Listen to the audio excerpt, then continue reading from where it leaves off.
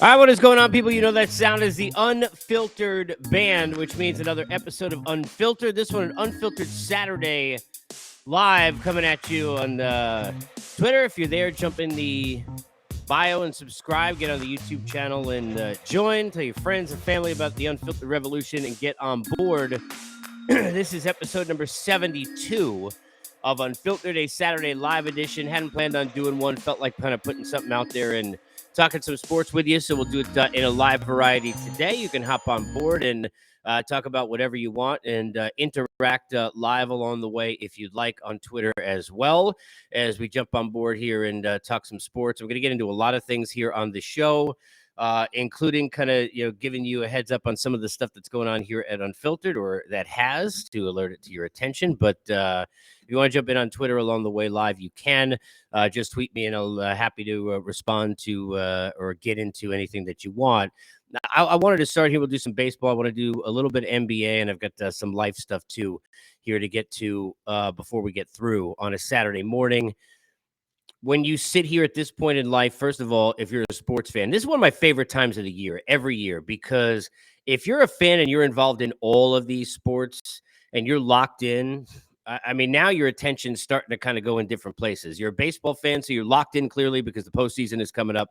You're at the end of that run. You're playing those meaningful, hopefully, for your team's September games, right?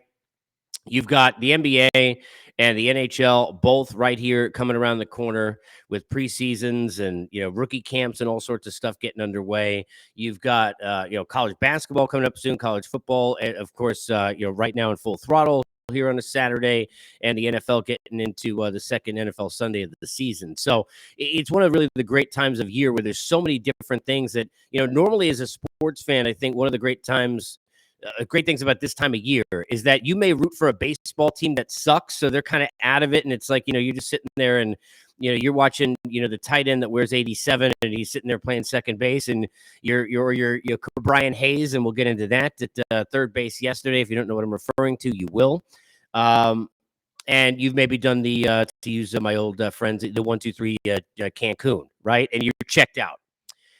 But you most likely then, or at least have an opportunity, you hope, that you root for a team that is in the NFL that is already kind of, got some hope after week one going into week two, or perhaps your college football team where you're an alum, or at least at the very least, your NHL or your NBA team that you root for. You've got some possibilities this year, so you're jumping in on that and you're full throttle kind of previewing, getting excited with your friends and family about that. So hopefully, you're not in the category of like what I've called over the years, not this year, but the Ets people who I grew up with in New York, who luckily I'm a Giant fan, who would sit there and be, especially on Long Island, because the Jets, trained for so long at Hofstra. There would be a lot of, even though they play in Jersey, there'd be a lot of Jet fans who were Met fans, who were Nets fans, and like, forget it. Not like being a Knick fan was any better, because it's worse now. Whoever you root for, hopefully you're locking in at least to one team that has some sort of value. I want to start here on the Major League Baseball side with Albert Pujols. If you missed my conversation earlier this week, get at it and hit up the pod and hear the conversation I had with Matt Holliday. And he was talking about Albert Pujols and just that, what he called that incomparable confidence level that Albert has when everything's on the line, and what he witnessed playing with him in scenarios like that. And I think one of the things that's kind of crazy about what Albert Pujols is doing is that he had already kind of written a story that was with some resurgence and enough of it that he could have gone out on his own terms and still said, okay, you know what?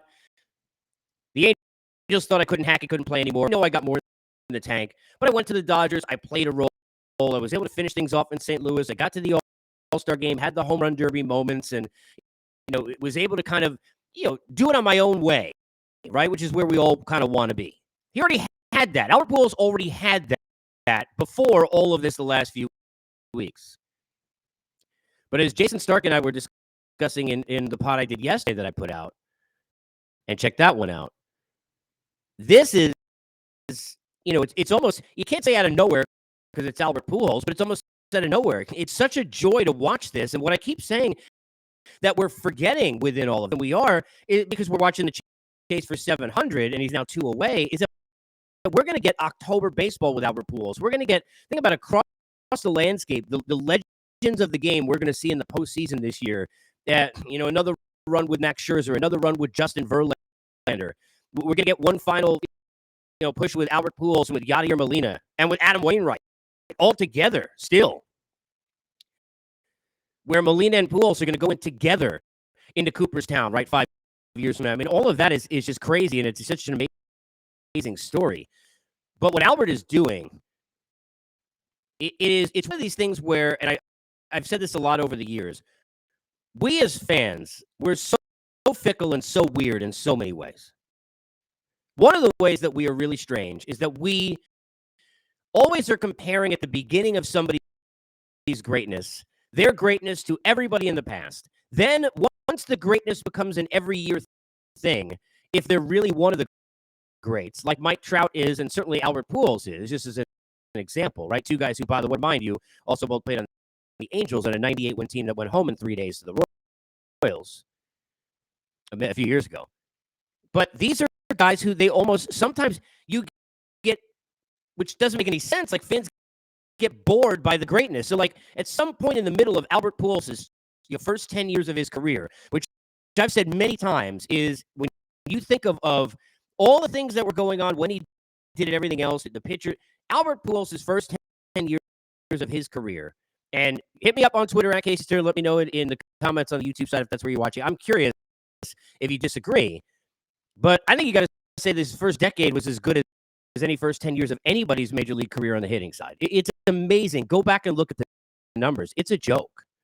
It's ridiculous how dominant this dude was. But it kind of almost got forgotten. Then he went to the Angels. And when Albert Pujols went to the Angels, first of all, everybody was getting on him. And I remember being on the air during those times. Everybody getting on him for taking $50 million more. How could you do that?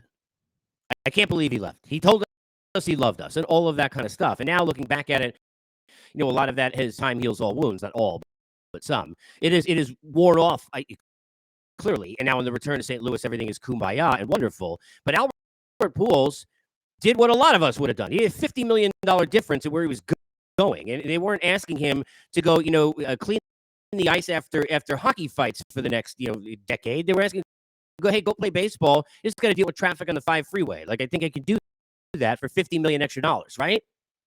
Most of us do it for $50,000 extra dollars. $50 million? Are you kidding? But you get the plantar fasciitis, which is an injury that people just don't understand. Now, I've never had it, but I talked to NBA players, and it's an NBA injury predominantly, and baseball players who have had it, and the amount of pain that it causes and how difficult it is to go out there and go to the post, let's say, right, so to speak, every day. And this guy didn't want to get a lineup. He's telling Mike Scioscia, I got to be in there every day. He's telling his teammates, I got to be there for them every day. Well, guess what? You don't get the rest. That's what happens. It's like I was saying to people a few weeks ago. It's like, everybody was champion, Met fans, Frankie Lindor, and saying, wow, Cisco, he's amazing, because, Buck said he wanted to sit him down. This was like 6 weeks ago. Met fans will remember, on some day, and Buck said in the presser before the game, he told him he wanted to sit him, and Lindor's like, I want to be out there with my teammates. He got 4 hits. He hit a homer.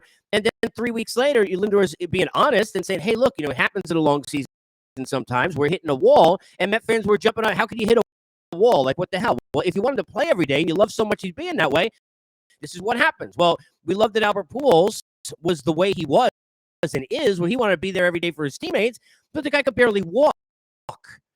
And eventually that was affecting the hell out of him. Then he couldn't hit righties at all, and then you don't know what you got at all, really, in any context. And I'm not saying the Angels handled that well, because I don't think as an organization they did, because of the respect that should be shown for who Pujols is and who he was.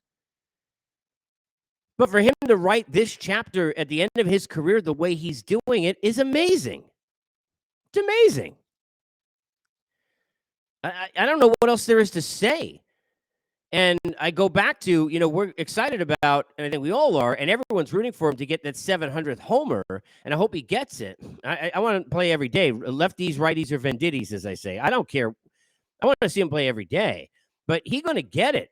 But what we're forgetting about, what then we'll remember, is how amazing is it going to be that we're going to get Pujols at bats in October? Like, how crazy is that? It's amazing. Good for him. National League East, the Mets and the Braves continue to kind of, it's amazing. The fans, for as much as for years when I was covering the Red Sox many years ago, I used to say to all my family, which are, not everybody outside of me is a Yankee fan. I used to say that, the thing that really I learned that was funny being around Boston, going to school there, and being in a situation where I learned so much about those fans was how similar those fans are to Yankee fans, even though they don't feel like they are. Just how really similar those two groups are.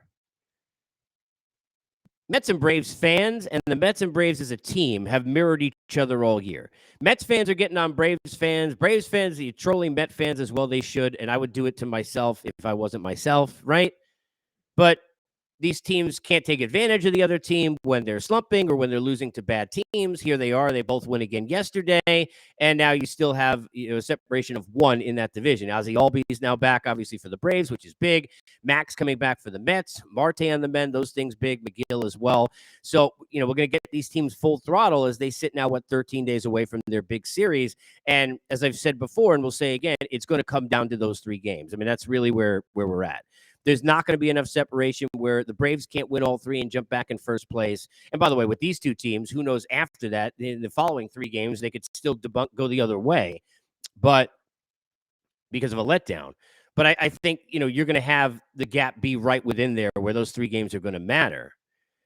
So, it's interesting to kind of watch how this plays out. Taijuan Walker is terrific yesterday. McNeil makes a great catch, and away you go. Contreras, a big home run for the Braves. These 2 teams are so similar. Something I said yesterday that I hope both teams understand, and I'm giving you a built-in consolation prize for the team that doesn't win this division. You may be better off, in some weird ways, and I'll give you 2 of them, winning the wild card from this division and not the East. Now, clearly you go for it and you try and win it. And clearly for the team that wins it, they're going to say, hey, and they'll be right. Look at the importance of winning the division. It means everything. And we avoid the 3 games and we get to rest up our guys and we get to set up our rotation. And, this is what we fought for all year, yada, yada, yada. The other side's going to say, look, you got to win in a postseason, you got to play game 7s. If we're not good enough to go, win an extra couple of games and we don't deserve to even be here anyway. And all they're going to say the right thing. But let me tell you something about matchups and playoff matchups and the importance of it, okay? It's not as important or the same for me as it is sometimes in the NBA, the type of offense against the type of defense, or in the NFL, right? For those kind of things, like what style of team are you playing? The NHL even, right? It's not like that. However, knocking off, and this is what the 5-game series has done for years for me, all right? And this is point 1. Knocking off a great team in 7 games is very difficult. And I think for people who don't watch this sport, they say, okay, well, 3 out of 5, 4 out of 7, really, we're talking about 1 extra win. Like, what are you, an idiot? Like, how could this really be a big deal? But it is a very big deal. I go back to 2010, the heavily favored Phillies and everything that they had. People remember them in 08 winning and 09 getting there, losing to the Yankees. They remember how unbelievable that rotation was. They get there, the Giants, Cody Ross, Scudero, etc., knock them off in 5 games, you're gone. 2019, Washington Nationals faced the Dodger team that was favored, that was better than them, that was supposed to be the team that was going to win it all. And here are the Washington Nationals, but behind Max Scherzer, now the Mets, and Steven Strasburg and Juan Soto, and they go win Game 5 in L.A., and you go home. 2015, the Mets underdogs to the Dodgers. Jacob deGrom, a rookie at the point, goes in, beats Greinke in Game 5. Murphy hits the home run, and away you go. And they went on the road. Winning in 7 games is much more difficult. It just is. It extends your bullpen. There's so many things involved that as baseball fans and lifers, we all understand. That's point 1, because the Dodgers, the way it sets up now, the wild card in the National League East, right? The one that comes out that now I'm talking about the Phillies. They're going to make it anyway. But the one that barely loses, whoever that's going to be, Braves or Mets. Not saying beating Philadelphia is going to be easy, but the Mets have given Philadelphia fits, and the Braves can beat the Phillies that just did it yesterday and could do it again, right? We know that. Both those teams are better than Philadelphia, and so this is not get on the Phillies night. I'm just being honest. They are.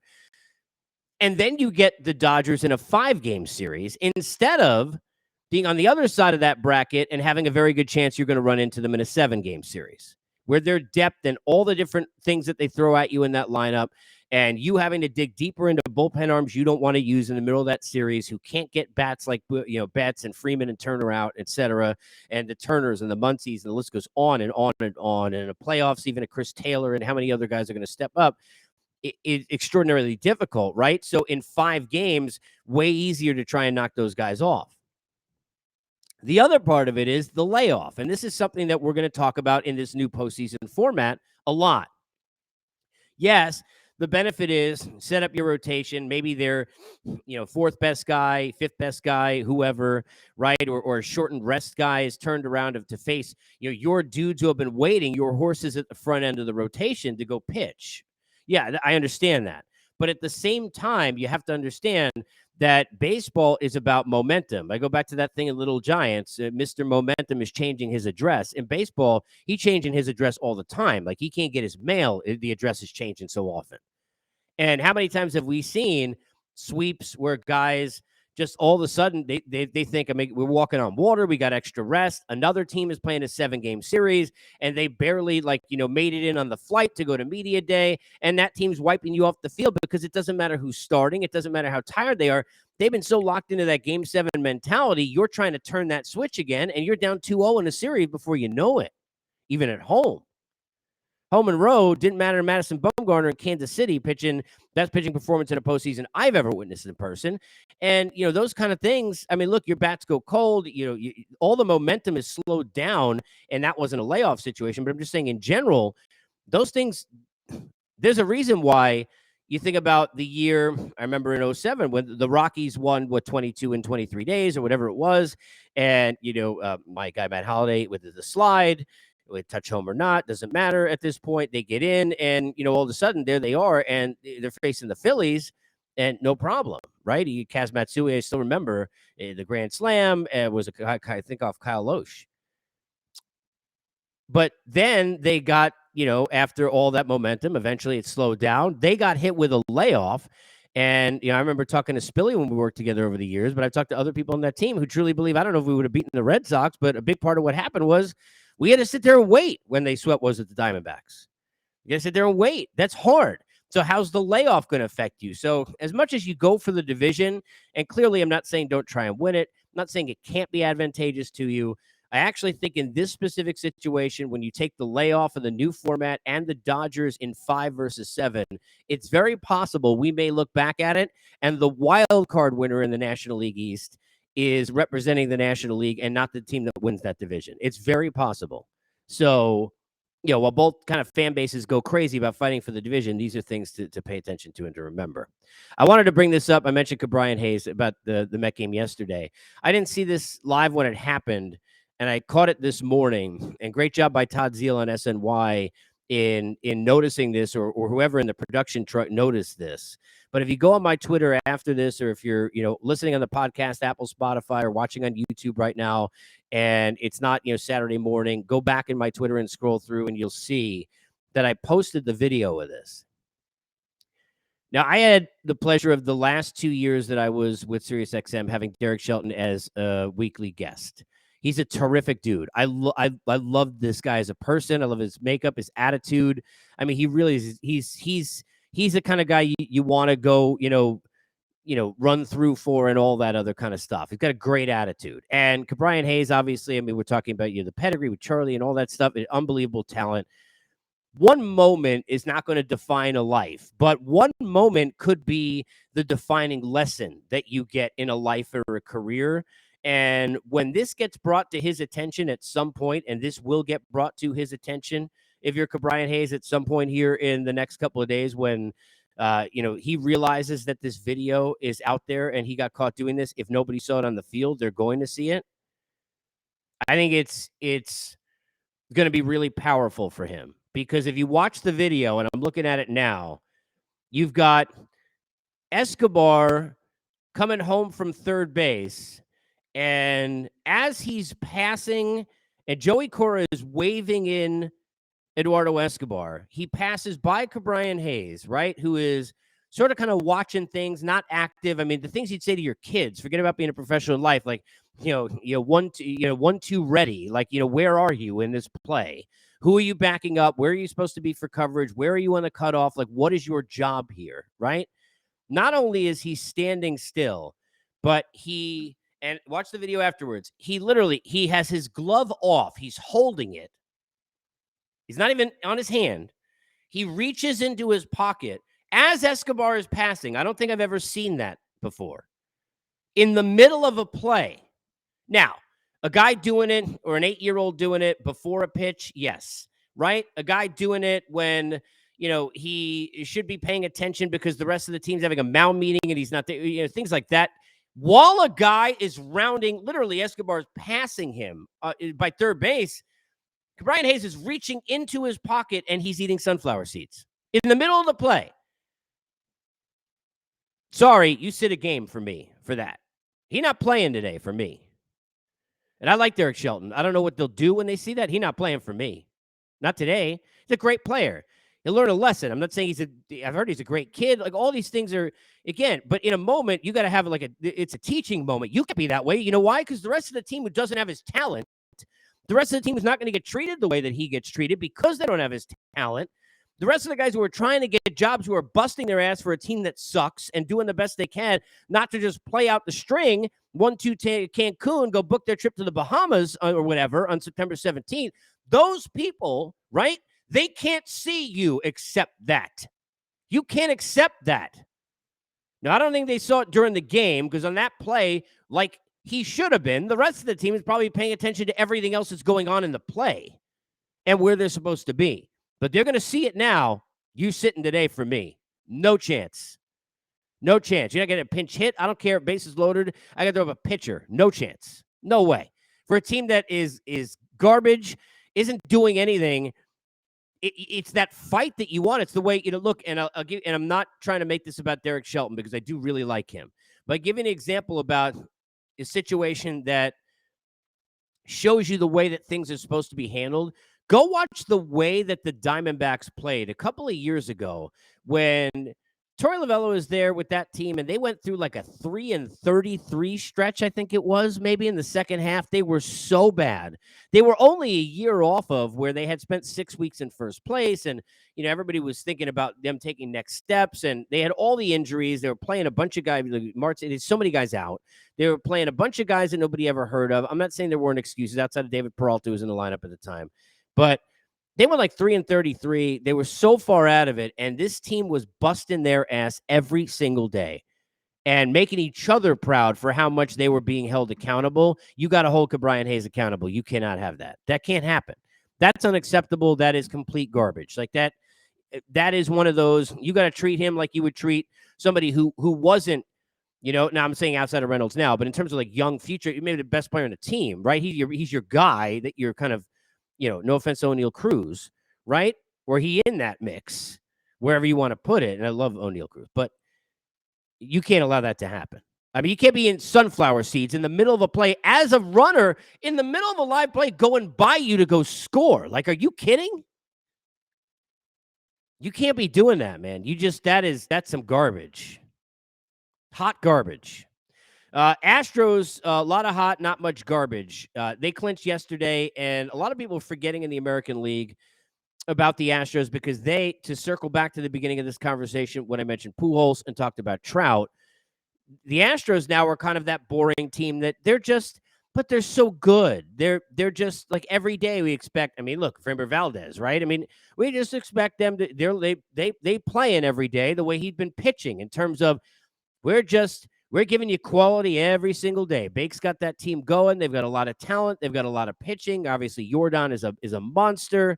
You've got all the experience with the Bregmans and the Altuves and those guys. And the Astros are going to be very, very dangerous. The National League is a little bit more wide open because I think as high end as the teams are, and if you're power ranking the top 4 teams in the game, the Astros are in there, and the other 3 in some order are clearly the Dodgers, Mets, and Braves. I mean, that's clearly the top 4. With the sometimes Yankees, it's the AEIOU, sometimes Y, I've been saying.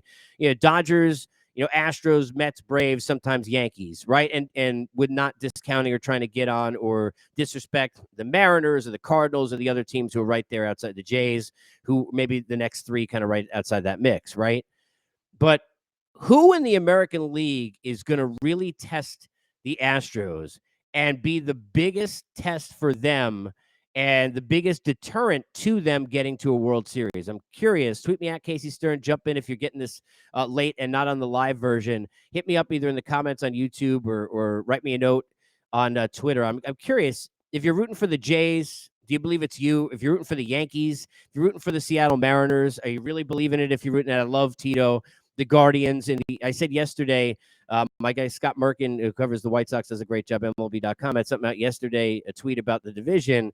And the way I put it was the AL Central invented the "it's not you, it's me," like the Seinfeld thing, because right now it's like, I don't want it, you take it. I mean, honestly, I don't even, whose fault it is. Well, I'm not that good. It's not that you were that great. And I don't know, you're not really charging. I'm allowing you back in.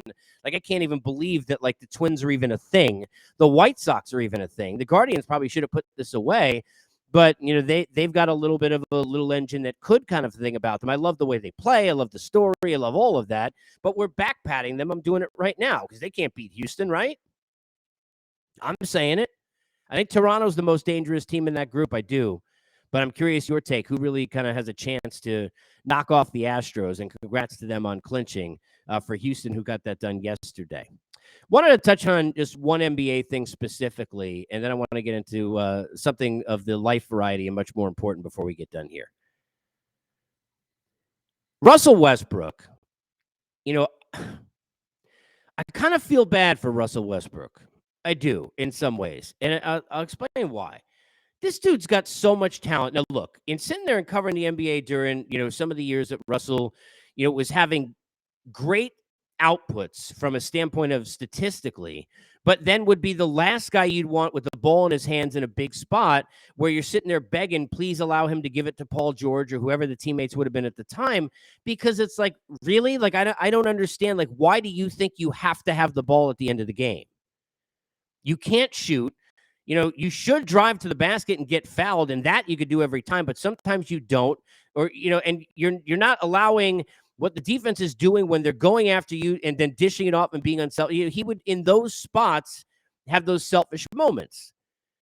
But I remember, sitting there when, he was accepting at the award show after all the triple doubles and listening to his teammates talk about him. And so many of them over his career have liked him.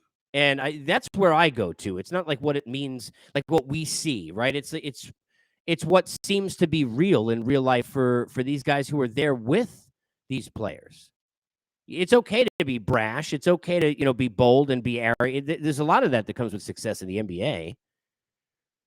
Russell Westbrook has kind of been muted in terms of the way he's allowed to play. He's so crossed and caught up between trying to be Russ, which is kind of unabashed and, explosive and just do your thing. And look, one of the great talents of all time. Sorry. Yeah, he had teammates that let him get some rebounds he shouldn't have gotten and some triple doubles he shouldn't have had. But does that mean that watching this guy coast to coast and the kind of things that he could do go to the basket are things everybody can do with his size and ability? No, this guy is still, no, he's not Kevin Durant, but you don't have to be. It's like the idea that like the Hall of Fame in baseball is diluted because everybody's not Ted Williams. That's not true.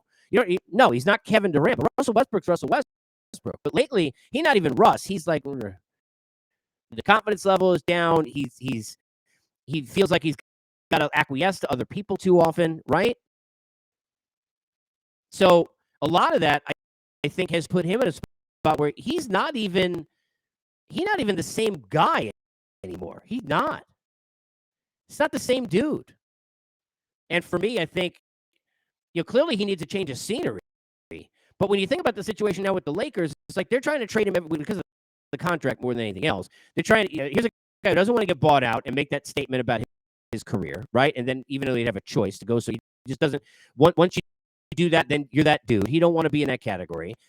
So where are you going to trade him? Nobody wants to take on the money. Nobody sees a fit because nobody even knows what version of Russ this is and how it fits into what they want to do. And it's been tried and attempted so many different places now.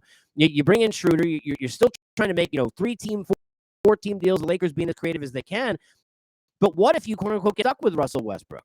Well, here's the thing, and here's where I don't feel bad for you. Who I don't feel bad for the Lakers. I don't feel bad for the Lakers. You know why? Because when you got Russell Westbrook, he was Russell Westbrook. Like, you can't, like, invite somebody to stay in your house, right? Who's like your track record as a friend is being like a total mess. And then you complain when you bring him in to be your roommate that he's got a pigsty in your room. Like, you can't do that. You can't go get Russell Westbrook and then expect him to go be some like quiet choir boy when he gets into your team and to just fit in perfectly because you knew the pieces you had. You knew who Russell Westbrook was, and you knew it was going to be tough to fit. It's like, the Nets, you can't complain when you get Kyrie is like, with his philosophies and everything else, and what a pain in the ass he is. Like, you can't complain about that. You brought that in there. You knew what he was. You knew who Kyrie is. It's like, what are you going to do now? Like, pretend you didn't? Oh, well, we're very surprised. No. Not surprised by anything that guy does. I don't care how great his ball handling skills are. He's not a winner. Facts. Not. Facts. Facts. Here's another fact that I wanted to close here on a Saturday live edition of Unfiltered.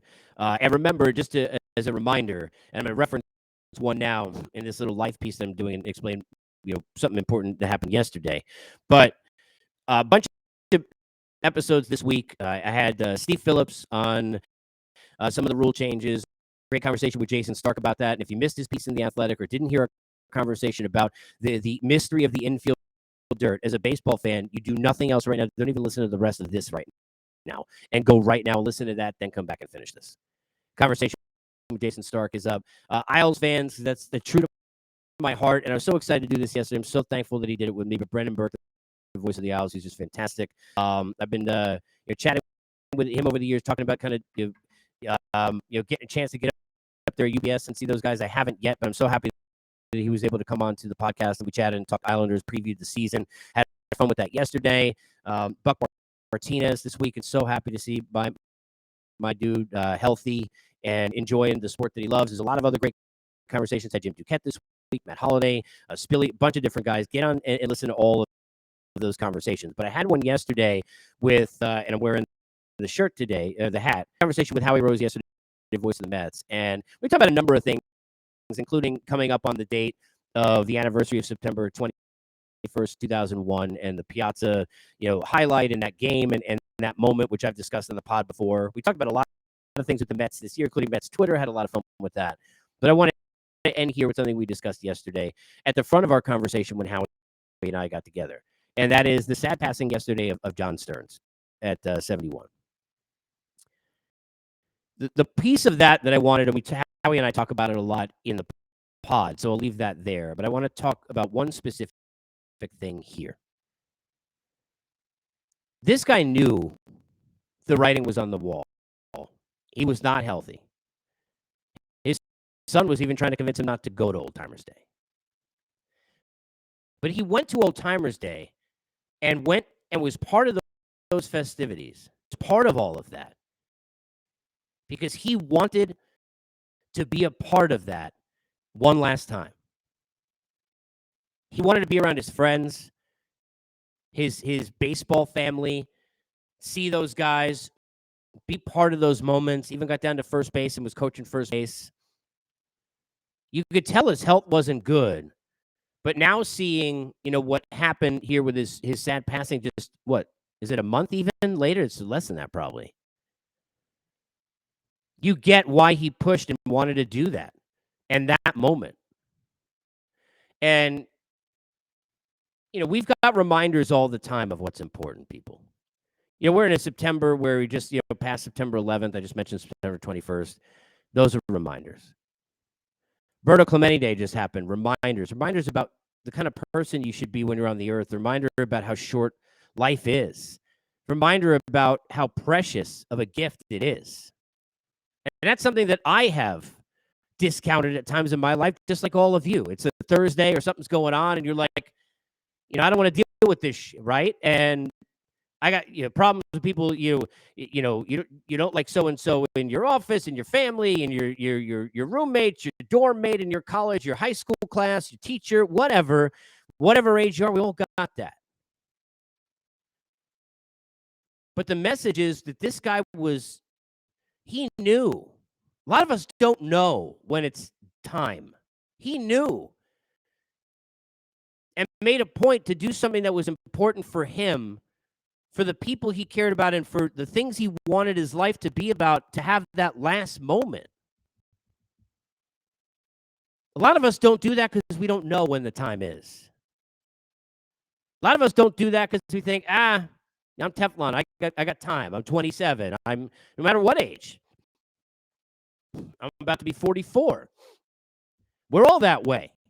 But I got to worry about, like, next month I got this, and this month, trying to do that, and we're all like long term, and we forget that we don't know when that is going to happen, so we can't do that. It's not the bucket list with a month to go. It's just a bucket list or whatever that just sits out there. But most of all, what we don't do is we don't spend our time like it could be the last of our time. We don't spend those moments telling people that we care about them, showing them, being there for people in the ways that we should be, saying the things that you never said, doing the right things you should have done a long time ago. All of those laundry list of things for whoever it may be. Because it's like that song says, it's all till you can't. But he knew that he was getting towards that till you can't, and was able to have those moments on Old Timers Day. And I just think it's terrible to see that he grew ill and passed, and for obviously thoughts with his family and all of that, Mets family, everything else. But how cool and uplifting in a way to see that he was able to have that moment. We don't realize that moment's now for all of us. Every day, every time. Treat it that way with the people that you really believe in and care about. Talk is cheap. Much love to everybody. Unfiltered, episode 72 in the books. We will see you on Monday.